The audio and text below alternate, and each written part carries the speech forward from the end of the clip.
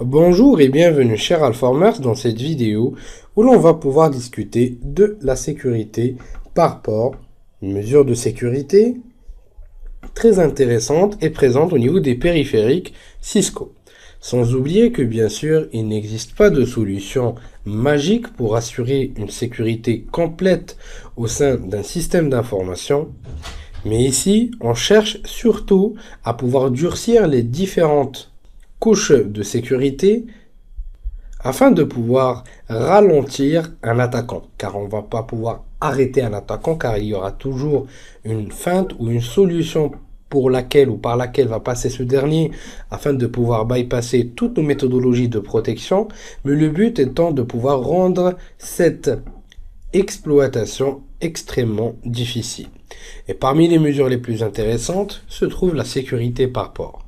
Et avant de pouvoir discuter de tous ces éléments, le plan de la présentation est le suivant. Tout d'abord, nous allons commencer par discuter de la sécurité par port, suivi par la méthodologie de mise en place de cette dernière. Et ensuite, on va pouvoir mettre tout ça ensemble et en pratique au niveau de notre lab. Je vous rappelle que si vous n'avez pas encore mis en place le lab, ou bien si vous n'avez pas tout simplement les compétences afin de pouvoir manipuler l'outil de simulation réseau GNS3, je vous invite à pouvoir revenir à la vidéo de présentation et de mise en place du lab afin de pouvoir suivre à bien les différents TP et labs qu'on va pouvoir effectuer ensemble. La sécurité par port est une mesure de sécurité présente au sein des switches Cisco. Cette dernière va nous permettre donc et de manière très simple d'effectuer un contrôle complet sur les différents ports et limiter ainsi l'accès à certaines adresses MAC. Et donc adresses MAC qui seront tout simplement les adresses MAC autorisées. C'est ce qu'on va appeler sécurité par port, ou plus précisément au niveau des switches ou périphériques Cisco, vous allez le trouver sous le nom de Port Security. Donc l'objectif, je le rappelle une dernière fois, est de pouvoir effectuer un contrôle sur les différents ports des switches et périphériques pour être plus général Cisco, donc même si cette méthodologie est propre aux switches. Et donc comme on a dit, l'objectif est de pouvoir effectuer un contrôle sur les différents ports de nos switches et donc de pouvoir limiter l'accès simplement et justement aux adresses MAC donc autorisées ou qui sont autorisées à accéder au réseau. Donc une fois qu'il y aura donc éventuellement donc une machine qui n'est pas autorisée à accéder au réseau, c'est-à-dire que si jamais son adresse MAC n'est pas connue, alors tout simplement une alerte va pouvoir se déclencher.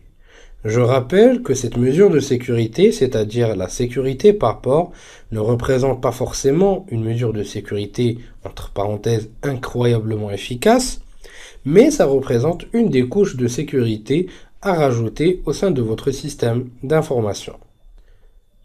À savoir qu'aujourd'hui, il est vraiment très facile de pouvoir changer son adresse MAC ou tout simplement récupérer les différentes adresses MAC, donc des différentes parties prenantes au sein du système d'information et ensuite d'exploiter tous ces éléments afin de pouvoir accéder au réseau avec l'adresse MAC d'un autre utilisateur. Donc vu comme ça, donc cette mesure n'est pas vraiment très intéressante en matière d'efficacité entre parenthèses, contre des attaquants qui savent ce qu'ils font, mais n'empêche, cela peut rajouter éventuellement un niveau de sécurité qui est assez intéressant et qui n'est pas à négliger. Pour ce, il existe deux méthodes. Donc la première méthode est de pouvoir enregistrer manuellement l'adresse MAC autorisée de l'utilisateur. La deuxième méthode consiste à prendre comme adresse MAC autorisée celle de l'autre qui va se connecter et envoyer la première trame à ce port du switch. En gros, la première méthode consiste tout simplement à entrer l'adresse MAC donc des différentes machines une à la main, donc et par port, donc ce qui peut être éventuellement un petit peu plus encombrant, ou bien on peut prendre comme adresse MAC autorisée celle de l'hôte qui va se connecter en premier au port et envoyer la première trame dans le réseau. Donc à partir de là, le switch va automatiquement récupérer l'adresse MAC de cet utilisateur, donc de manière automatisée, et va pouvoir lui assigner donc le port en adéquation ou un port ou le port sur lequel il s'est connecté, donc de manière propre à son adresse MAC. Et donc à partir de là, nous aurons les différentes machines qui sont tout simplement autorisées à accéder à notre réseau et chacune sur son port bien distinct. Dans notre exemple ici, nous avons un client LAN qui est connecté sur le premier port et deux clients nomades qui sont connectés sur le deuxième et le troisième port. Maintenant, la question qui peut éventuellement se poser, c'est une fois qu'il y a eu donc tout simplement une violation, c'est-à-dire un accès non autorisé d'un hôte, que se passe-t-il? Et donc, tout simplement, la réponse est la suivante. Donc, lorsqu'un utilisateur non autorisé se connecte sur un port sécurisé, bien sûr, pour être plus précis via le port security, le switch se doit de réagir à cette violation de sécurité. Dès lors, il va donc pouvoir exploiter pour cela et utiliser pour cela la commande switch port security violation, qui possède trois options différentes. La première méthode est la méthode shutdown. Cette dernière permet de désactiver l'interface automatiquement lorsqu'il y a une violation. Pour la réactiver, l'interface, il faut désactiver et réactiver le port manuellement pour qu'il redevienne tout simplement actif. Ensuite, on a la méthode protect, où toutes les trames ayant des adresses MAC sources inconnues vont pouvoir être bloquées et les autres autorisées. Et enfin, on a la méthode restrict, qui va donc tout simplement envoyer une alerte SNMP, donc le compteur de violation va être tout simplement incrémenté. Sans oublier, et c'est à préciser, que par défaut, il est possible d'autoriser qu'une seule adresse MAC sur chacun des ports. Mais, cependant, il est possible d'augmenter le nombre d'adresses grâce à la commande suivante, donc switch port security maximum, et là en fait on remplace X par le nombre d'adresses MAC autorisées par port. À partir de là, allons découvrir tout ça ensemble et en vidéo. On va donc pouvoir commencer notre lab. Donc tout d'abord, je vais lui donner un petit nom rapidement. Alform port security. Une fois effectué, pour ceci, je vais donc pouvoir utiliser un switch de niveau 2. Donc les switches de niveau 2 vont pouvoir être tout simplement ici, donc switch L2. Donc que je vais nommer switch Cisco. Donc j'aime bien changer le nom directement. Donc ensuite, on va le configurer à ce qu'il puisse disposer de 8 cartes réseau. Voilà. Une fois effectué, je vais intégrer mes VPCS, donc pour les tests. Donc on va en prendre deux déjà. Voilà. Premier et le deuxième qui va être là. On va brancher ces derniers. Hop. Et on va démarrer le tout. Voilà. Nos différents périphériques vont pouvoir démarrer. Donc ça, on va le mettre ici. Et je vais lancer ma console le temps que mon switch Cisco puisse démarrer. Une fois donc notre switch démarré, et pour une meilleure visibilité, nous allons afficher les différentes interfaces comme qui suit. Donc une fois effectué, on va pouvoir commencer notre configuration. Donc premièrement, et la première des choses, un petit enable, et on passe en mode configure terminal ou en mode conft. Une fois effectué, nous nous dirigeons vers la première interface. Donc je pense que c'est du Giga Ethernet sur cette version-là. Donc 0, 0, donc interface, Gigabit Ethernet, donc 0, 0. Une fois dessus, tout ce qu'il nous faut, ou tout ce qu'il nous reste à faire, est de pouvoir passer en mode access, donc switch port mode access. Ensuite, on va donc tout simplement pouvoir activer le port security avec le switch port, donc port security. Et à partir de là, nous allons pouvoir configurer les différents éléments. Donc tout d'abord, on va pouvoir configurer les adresses MAC qui vont pouvoir se connecter. Donc tout simplement à notre interface. Donc là aussi, on va choisir par exemple 2 adresses MAC au maximum. Et ensuite, donc switch port, port security et MAC address. Donc à ce moment, en fait, quand je vous ai dit, soit vous allez le mettre en sticky, c'est-à-dire la première trame qui passe, soit vous allez pouvoir le mettre tout simplement sous format d'adresse MAC. Mais attention, il faudra le mettre sous format de 48 bits, donc le format Cisco, comme on va pouvoir le voir ensemble et tout de suite. Donc pour configurer, donc là je vais passer aussi sur mon PC1, c'est lui qui est sur la même interface, et je vais lui donner donc une adresse IP bien spécifique. Donc IP donc IP 192.168. Donc 168. Allez, moins 10.10 et le masque 255.255.255.0.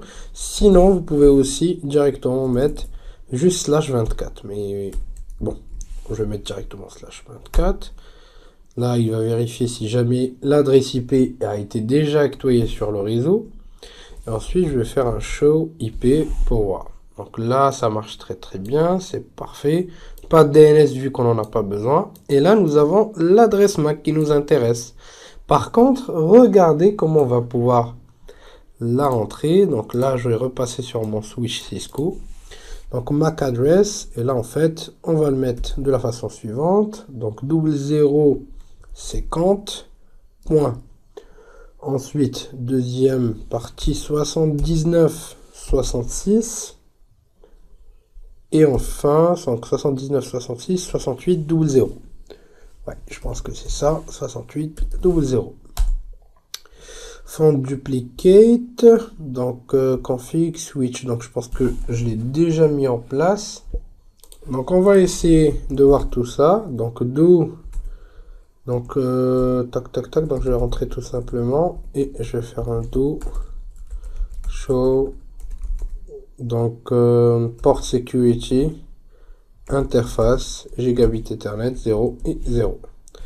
Donc là voilà, c'est parfait. Donc nous avons le port security qui est activé et l'adresse MAC qui a été configurée. Donc maintenant ça concerne le premier ou la première interface. Donc maintenant nous allons donc nous diriger donc sur la deuxième interface. Donc là c'est bon pour cette machine. Et donc je vais prendre la deuxième machine. Donc là en fait avant même, je vais couper le lien comme ceci. Et j'ai démarré donc mon VPCS. Donc déjà voilà, c'est bon, c'est pas démarré. Et je vais lui donner une adresse IP. Donc 192.168.10. Disons, donc on avait mis 10 l'autre fois, donc je vais mettre à 20. Et toujours un masque 255. Mais cette fois-ci, nous allons exploiter, voilà, regardez, l'option du sticky. C'est-à-dire que là, en fait, on va directement récupérer l'adresse MAC. Donc, ça c'est bon. Donc, show IP. Donc là, c'est bien configuré. On va y revenir. Et là, nous sommes sur l'interface. Donc non, il n'y a pas encore d'interface. Mais je vais configurer. Donc, je passe en mode conft. Interface gigabit Ethernet 0.2 et là donc switch port, donc comme on a dit en mode switch port mode access, pardon. Ensuite switch port access VLAN 1 et ensuite donc on va configurer notre port security. À partir de là, donc là il est actif. Et là, en fait, ce qu'on va faire, c'est maximum. Donc, on va laisser à 1. Et on va pouvoir tout simplement aller vers donc switch port, Mac switch port pardon, port security, ensuite MAC address, et là regardez, on a le petit sticky qui va récupérer automatiquement la trame. Donc et à partir de là, donc j'ai allumé l'interface. Donc normalement ça devrait se faire automatiquement, mais parfois au niveau de GNS3 il y a des petits soucis. Donc voilà. Donc sans oublier aussi l'interface 00. Donc pourquoi? Parce que tout simplement parfois sur la partie GNS3 faut vraiment forcer. Je sais pas vraiment la cause, mais bon, c'est un souci à voir. Donc à partir de là, on va voir s'il a récupéré, il va pouvoir récupérer l'adresse MAC. Donc là, on va se connecter sur le port. Et on va envoyer un petit ping depuis notre VPCS. Donc j'ai pingé le 192.168.10.10. Donc voilà, il arrive à le pinguer. Et donc, comme vous pouvez le voir, il a pu récupérer l'adresse de manière automatisée. Et donc, on va vérifier si cette adresse MAC est vraiment correcte. Donc, show IP, donc 6801 à la fin. Voilà, 6801, c'est parfait. Donc, c'est vraiment la même adresse MAC qu'il a récupérée au mode sticky. Donc, bien sûr, on peut le programmer à ce qu'il puisse disposer de plusieurs adresses MAC, enfin, plusieurs adresses MAC en même temps, ce qui n'est pas vraiment conseillé. Mais n'empêche que dans des environnements de ProDRS, ça peut représenter une option à ne pas négliger. Et maintenant qu'on a pu configurer les méthodes, donc tout simplement d'accès des différentes machines et la récupération de leur adresse MAC, donc soit manuellement, soit de manière automatisée via l'option sticky sur notre switch, ce qu'il nous reste à faire, c'est configurer la réaction ou donc la méthodologie de réaction du switch lorsqu'il y a tout simplement une violation de sécurité. Donc pour ce, c'est vraiment très simple. Il suffit de passer en switch, déjà en conft et ensuite sur notre interface. Donc on va prendre par exemple l'exemple de l'interface, donc ce gigabit internet. Donc 0,1. Donc à partir de là, tout simplement, on va juste utiliser l'option switch port, port security et violation. À ce moment-là, comme on a dit, on a trois options. Donc soit la première option qui est l'option protect, donc qui va tout simplement se charger de pouvoir bloquer toutes les trames inconnues, et donc les autres qui sont autorisés se verront laisser passer.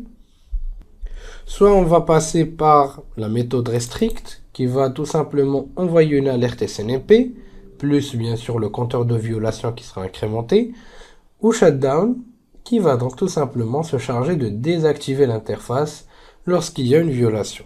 Donc déjà, premier des cas, ou le premier cas d'étude qu'on va essayer de voir, c'est la méthode restrict. Donc la méthode restrict qui va tout simplement envoyer une alerte SNMP et on va voir le compteur de violation incrémenté. Donc à partir de là, on va se diriger vers notre lab. Je vais supprimer ce lien là et je vais rajouter un autre VPCS. Donc VPCS, donc il n'est pas encore démarré, donc on va le démarrer vite fait. Ensuite, on va le configurer, donc 192.168.10.30/24. C'est fait. Ensuite, je colle ou je branche ma machine au port sécurisé. Donc à partir de là, je vais tout simplement essayer de pinguer la première machine. Donc machine qui est dans le 10.10. Voilà, comme vous pouvez le voir, il va pas pouvoir y accéder. Et regardez ici, tout simplement, nous avons l'erreur qui va être tout simplement, ou plutôt la violation de sécurité, qui va être tout simplement rajoutée. Donc, mais si je reviens en arrière et je fais un show, donc port security do show port security interface. Donc on avait dit gigabit Ethernet 0.1. Donc vous remarquerez qu'on a 3 violations, donc relatives donc au paquet ping qui voulaient être envoyés tout simplement. Et donc on est en mode restrict. Donc maintenant le port il est toujours actif. Donc si nous faisons do show interface donc gigabit Ethernet 0.1, donc voilà, pardon, excusez-moi, regardez, le port il est toujours up. Par contre, si on revient sur notre interface gigabit Ethernet 0.1 et je passe en mode switch port, donc port security violation, donc en mode cette fois-ci shutdown, donc regardez ce qui va se passer. Donc là c'est bon, donc je vais faire un petit exit et donc je vais tout simplement enlever le lien et le remettre. Hop, et je vais lancer mon ping. .10.10. Et maintenant ce qui va se passer, c'est que tout simplement, regardez, le port va passer en down. Donc, si maintenant on fait un do show, donc déjà port security interface gigabit Ethernet 0.1, donc là on est en mode shutdown et on a donc la 4e violation de sécurité qui a été rajoutée. En plus de cela, si on fait un do show interfaces gigabit Ethernet 0.1, donc regardez, l'interface est down. Donc et à partir de là, donc pour pouvoir la remonter, donc déjà il faudra enlever le lien. Et donc pour réactiver le tout, il faudra accéder à notre interface. Pour activer notre interface, la mettre en shutdown et ensuite en mode no shutdown. Voilà.